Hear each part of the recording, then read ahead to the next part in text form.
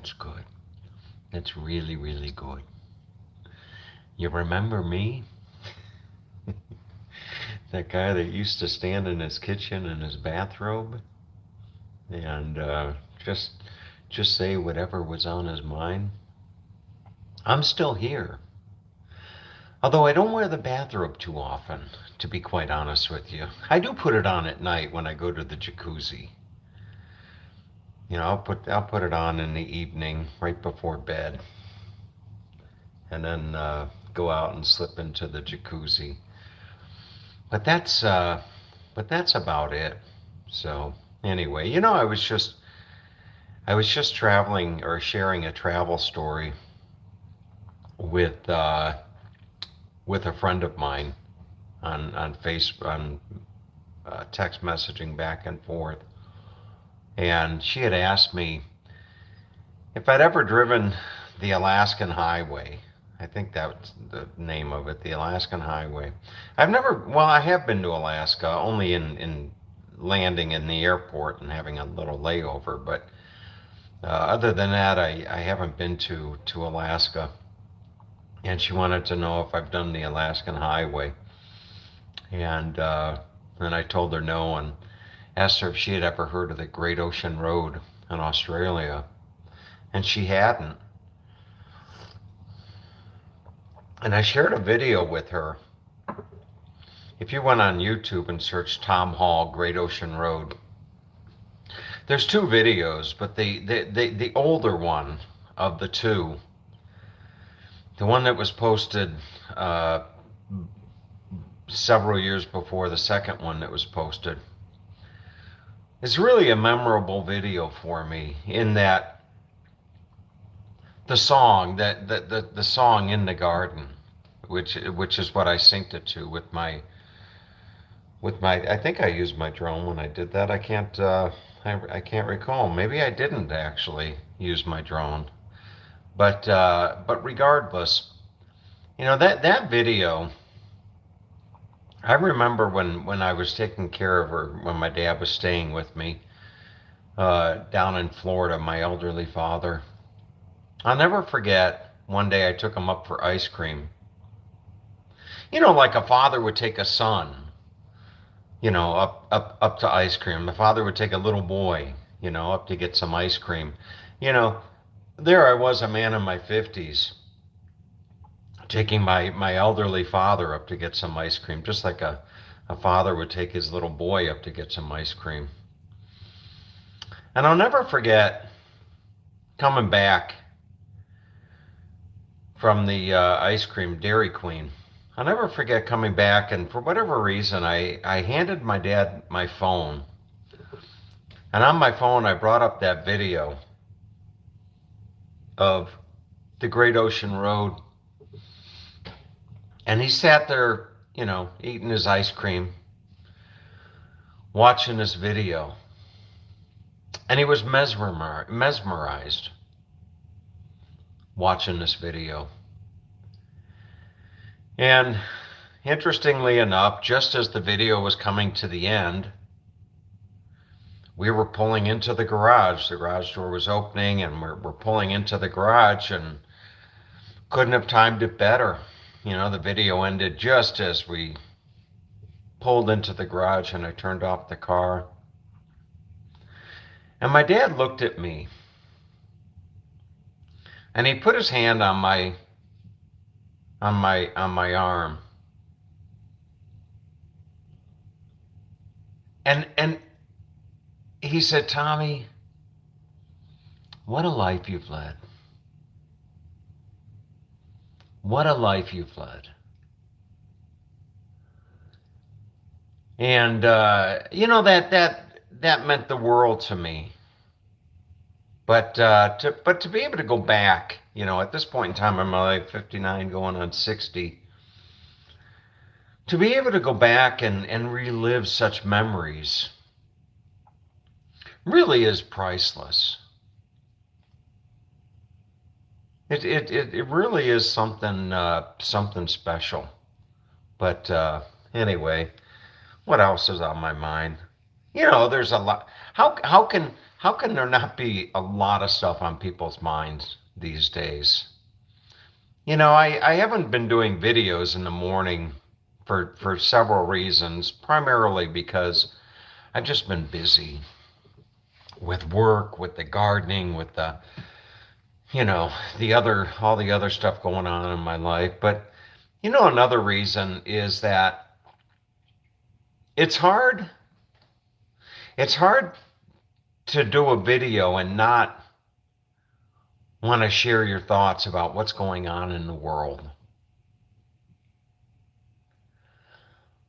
And I know there are those that just, I'm not going to say bury their head in the sand, but there are those that just can't take it all. There are those that struggle to deal with everything that's happening in the world, everything that has happened in the world, everything that can happen in the world. And it's like a total situation overload. And some people can deal with it better than others. And you have people that have anxiety, if you will, anxiety, depression, with everything that's going on. I mean, it's amazing when you think about it. You got stuff happening here within our own country, and then you have stuff happening globally. And I know that you look back over history, and there's always been things happening. But you know what? The stakes are higher now. The stakes are a lot higher as compared to previous periods in my life, or even previous generations. I mean, I'm watching the Ken Burns documentary on World War II, and what a period of our civilization that was. The destruction of World War II and all the deaths and all that kind of stuff. But now they're coming out with stuff like this artificial intelligence. And Elon Musk is saying, and all these other people are coming out saying that this could just spiral out of control rather quickly and just end humanity as we know it. And you got that kind of stuff, and then you got the whole war over in Europe, and the threat of a nuclear annihilation, and then you've got all the biological stuff.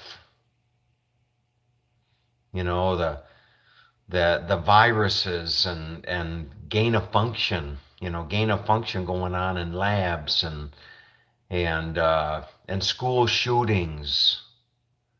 And then you've got the whole political thing going on. It's a lot of stuff to digest. It really is. I can understand where a lot of people would just want to, bury their head in the sand and just tune it all out. And you can do that to a point, but in the back of your head, you still know it's there. You can tune all that stuff out, but ultimately, you know that you're tuning stuff out. And anyway, it's crazy. I was listening to a show the other day. Ron Verb, I think it was, or something like that. Dan Rivers out of Youngstown, Ohio. He was talking about gun control and politicians. How politicians want to push different legislation through to, ban AR-15s and stuff like that. Most people, the biggest problem we face is ignorance in our society.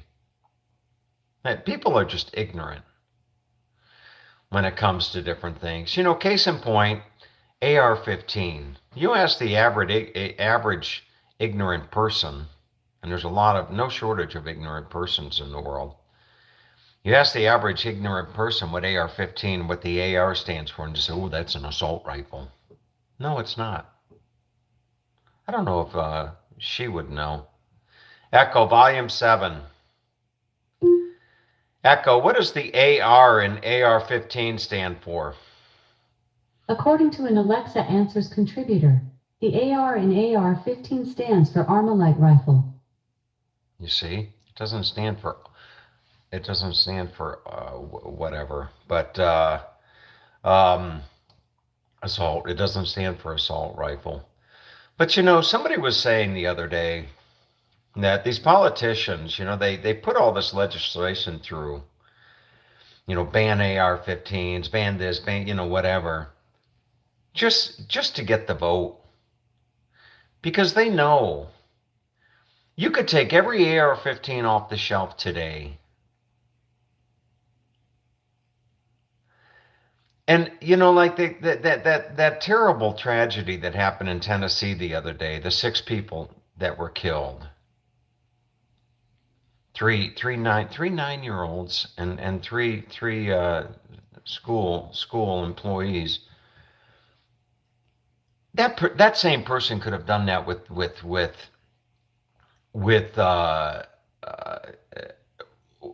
pistols, handguns. She, it, him, he, I don't even know what to call the person.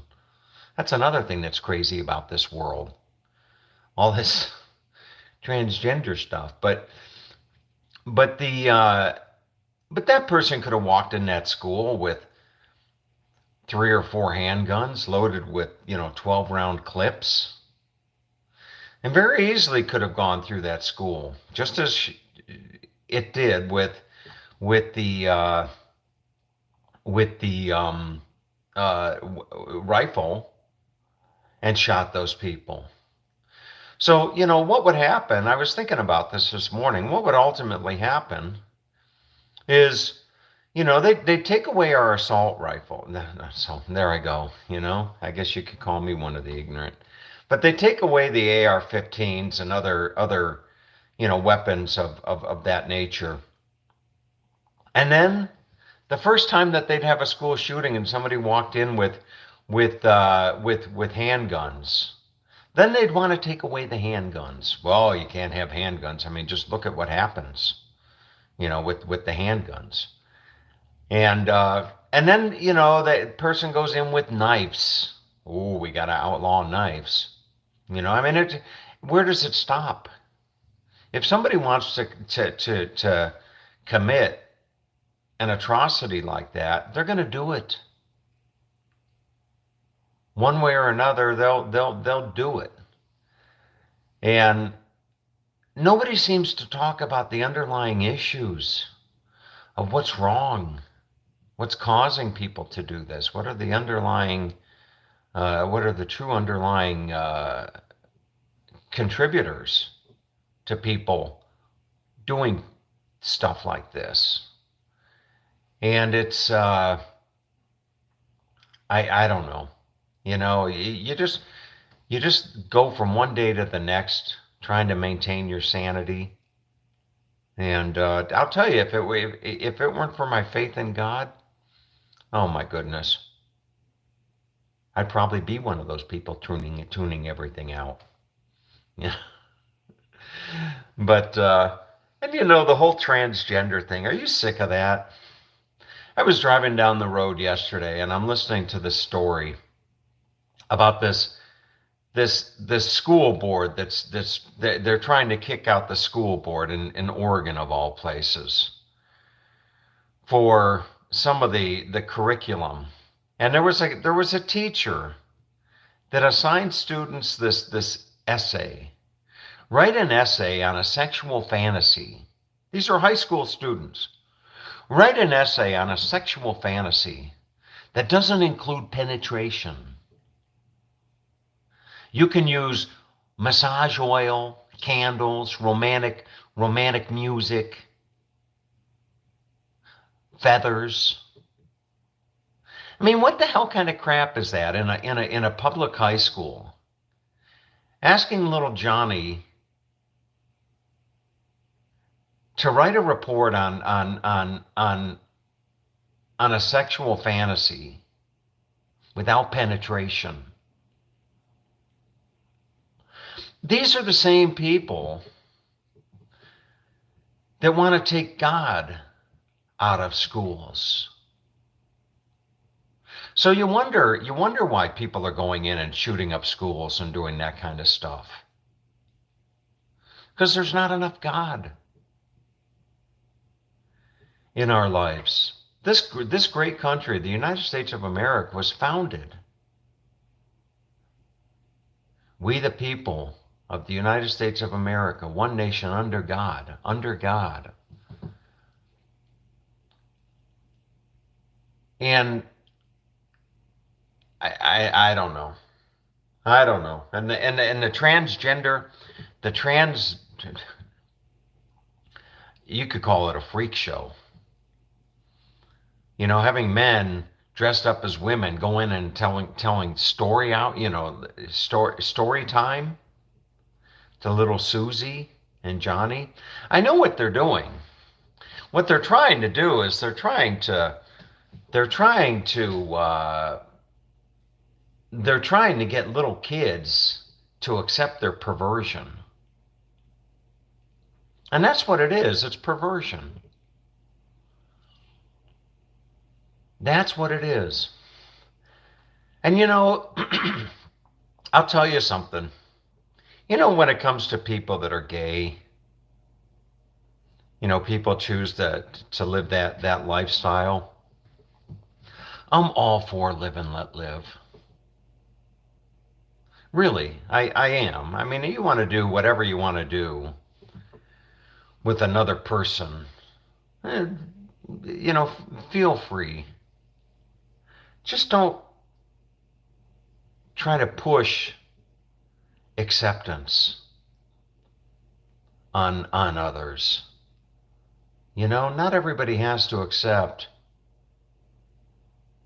your freakish lifestyle, if you want to call it that. But anyway, I could go on forever and ever about this stuff. But you know what? I'll share with you on a more positive note.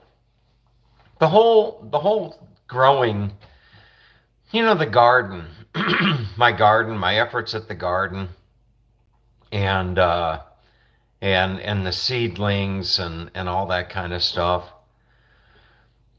It's a labor of love. I went the other day to look at a nursery and just see what they charge for little plants. It's like $5 a plant, $4, $5 a plant, and what have you. But there's a learning curve, a big learning curve when it comes to the whole gardening and starting stuff from seeds and all that kind of stuff. Really a big learning curve. And I know you're supposed to live for the moment. But as I go through my days and I'm dealing with these little seedlings, I can't help but to think, I can't wait till next year when I can apply what I learned this year. Next year I'm going to have a really, really good garden, But anyway, it is and then the space, you got to have not only do you have to have the knowledge, but you have to have the right equipment. You have to have the right space, to do all that stuff.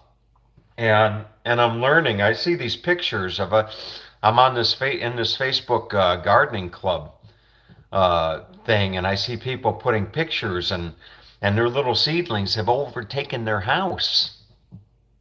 They're everywhere, and I don't want to go down that path. I like to be organized. I want to be organized. I want to have, I want to do stuff, it's the old work smarter, not harder. I want to work efficiently. I want to be efficient about it. But anyway, I'll share with you what I'm doing.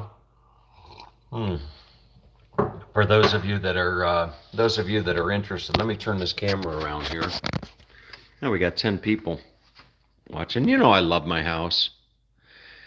I really do. This friend of mine today was asking me if I want to go on the Great Ocean Road. I don't want to go anywhere. You know, I really don't. I don't want to go anywhere. I just want to. Well, I do. I want to go into like my laundry room. You see, look at these. Look at these beautiful. Look at these tomatoes. You see, aren't these? This is aroma. Look at that beautiful tomato. That's aroma tomato. And then over here, this is an Ace 55. You see, that's an Ace 55. And then this, look at this. These are large cherries. You know, these are probably like golf ball size cherry tomatoes right there. But these are doing pretty well. You know, Tom, how do you face loneliness in your house? You know, I'm not lonely. I have, well, I'll share with you in a moment about that. But anyway, look at, so you see, I got all these little things going. Here's my little fava beans. You see, my fava beans are coming along. And then over here, look at this, my clematis. You see, my clematis is coming along. And I just started these little guys. You see, so it's not totally crazy in here. You know, but I know next year, now I know what I need to expect, you know, next year. So I'll be better prepared. But coming out this way, see if I can turn on put on my shoes instead of my slippers. In case we go outside. Oh boy, there we go. But you know, you come over here, I was thinking of building a greenhouse. But it's not like I don't have space. You see, I have space. I just need to be more organized about it, I think. But out here, look at this. You see, I got all this stuff. See, it's on wheels. I can slide it out. You see? Look at that. I got cabbage. You see, there's my cabbage growing. And here are my, those are wax beans. So I got my wax beans over here. And look at my little peas. You see, my peas are coming up. There I've got some lettuce. Over here I've got some collards. You know, Paula down in the Big Easy, she'd like that. You know, I got my collards coming up. I've got my sprouts. You know, I got my sprouts coming up. Over here I've got, this is melon. You know, that's your yellow melon. Over here I've got my little flowers, my verbena, you know, coming up. And then here I got some more stuff. And look at this. You see? You see my nice little, there you can see them. That's my clematis. That's what's going to be a wall of flowers along the back of my my garden. But let's see, what else can I share with you? We're sitting at 24 minutes. I'll wrap this up in about 5 minutes. And yesterday I went out, and you know, I'm learning the soil. The soil is crucial. Oh, it's actually raining out a little bit. You know, to have a successful garden, you got to have the right soil. So yesterday I went out and I picked up this stuff. You see, this all-purpose professional growing media. You know, I got six bags. 6 bags of this stuff, and then I got some mulch that has turkey. It has turkey poop in it. You know, that'll make the thing good. But you know, you come out here. Look at all of this. You see, all of my daffodils are coming up. And then over here I have my tulips. Look at all those tulips that are coming up. And then finally, you come back over here. Oh boy, it's raining. It doesn't rain very often here. You know, most of the rain falls into the mountains. But you see, here's a low spot. You see this water right there? I got to treat that. I got to come in and fill that in a little bit. But that'll be another weekend project. But this is probably the last significant rain of the year. And it's just drizzling, mind you. You know, that's all it is. It's just a nice drizzle. But you come in here and look at this. See, these are my stars. This is the real deal out here. Look at these. You see, these babies are ready to go. Although I don't know what they are. Well, I kind of know what some of them are. You know, they're all in a certain class. They're cool weather crops. Like broccoli, cabbage, cauliflower, you know, that kind of stuff. And then I got these flowers here. I don't know what these flowers are. We will see, as the saying goes. But no, even more. You see, even more of these beautiful plants over here. I wish I had labeled them so I knew what they are. You know, I wish I had labeled them. You know, I don't know what, you know, for example, you know, what this is. What is, let's see.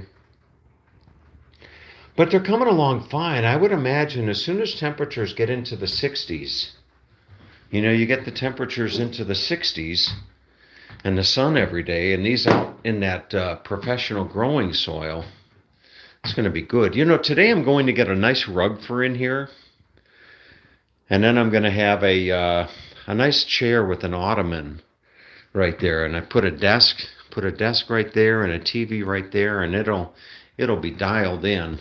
But anyway, you know, I somebody had asked about the loneliness, and you know, it's kind of an interesting question, because I've been a loner most of my life, and so it's not like it's something that I'm not accustomed to, but I'm very conscientious. Oh, it's raining out. I'm very conscientious about the significance of social engagement, you know, and you know, I've got friends. You know, Jerry is right there, and there's David right over there. You know, so I maintain social engagement. I know the you know, from a mental health perspective. You know, you go through your life and you try to be conscientious about your health, and that's got to include when you're thinking about your health, and you know, what to eat and what not to eat, and what to drink and what not to drink. You also got to think about your mental health. And in thinking about your mental health, you know, it's important to have interests. It's important to have hobbies. It's important to have social engagement, albeit going to play pickleball or having you know, having friends over for dinner, and you know, that kind of stuff. You know, so I do all of that stuff. You know, the loneliness, really, insofar as that aspect of my life, it's just having, you know, it's not having that special someone in my life. But that is one of the things that in due time it'll ultimately take care of itself, hopefully. You know, one would one would hope, insofar as having somebody. What's the name of your pickleball squad? What's the name of your pickleball squad? There isn't a name, John. It's not a pickleball squad. I mean, it's a I just started playing pickleball about 2 months ago, 3 months ago, and I go to the YMCA, and there's a group of, I'd say, 30 or 40 regular people that show up to play, and you just put your paddle up and you rotate in, and there's Mike, and there's Kat, and there's Wes, and Gary, and these people that you engage with 2 or 3 times a week. Chandler, you know, all that type of stuff. So it's good. It's not only is it good for you insofar as exercise, it's good for you insofar as the social interaction. Tonight, I'm going to invite Lois and her partner to come over and watch basketball. Lois is a woman that I met at Home Depot. She's probably in her 70s. She's the one that wanted me to go on the Great Ocean, or the Alaska Highway. But Lois, she's a retired plant pathologist. She's probably in her early to mid 70s, I would imagine. She has a partner, meaning she's gay.